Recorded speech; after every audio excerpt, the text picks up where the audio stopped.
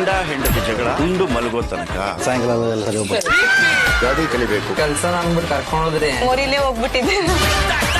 ಜಾಗದಲ್ಲಿ ಇಲ್ಲ ಅಂತ ಇಷ್ಟ, ಅಲ್ಲಿಲ್ಲ ಇಲ್ಲಿಲ್ಲ ಅಂತ ಹೇಳ್ತಾ ಇರ್ತಾರೆ. ಈ ತರದ್ ಇನ್ನೂ ಬೇಕಾದ್ರೂ ಸಿಗ್ತವೆ. ನೀವೇ ಸುವರ್ಣ ಗೃಹ. ನಿಮ್ಮ ಯಜಮಾನರು ನಿಮ್ಮ ಜೊತೆ ಮತ್ತೆ ಮಕ್ಕಳ ಜೊತೆ ಎಷ್ಟು ಗಂಟೆಗಳ ಕಾಲ ಟೈಮ್ ಸ್ಪೆಂಡ್ ಮಾಡ್ತಾರೆ?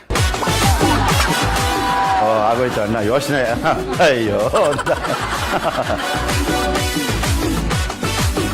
ತೋರ್ಸಿ ಇಬ್ರು. ಅಣ್ಣ 3 ಗಂಟೆ ಅಂತೆ, ನೀವು ಅರ್ಧ ಗಂಟೆ ಅಂತೆ.